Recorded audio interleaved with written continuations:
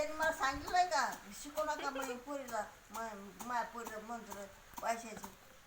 आणि म्हणलं ते पैसे मंत्र जरी आले मला ते कशासाठी एक कोणी पैसे नाही दिले मग धोळी भरायची मग अशी धोळी भरायची.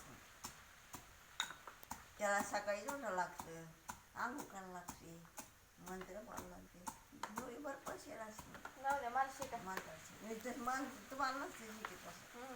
मग यायला का नाही मग कोणाला नाही कोणी आम्हाला नाही लक्ष द्यायला ते तेव्हा असो.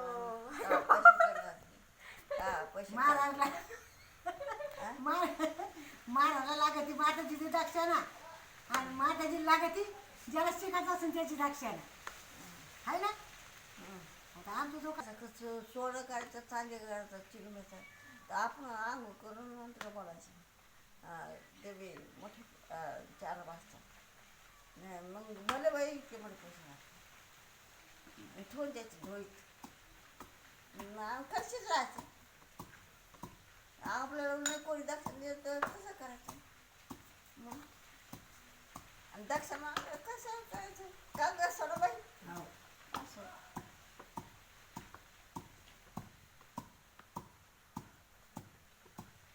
किती जण ते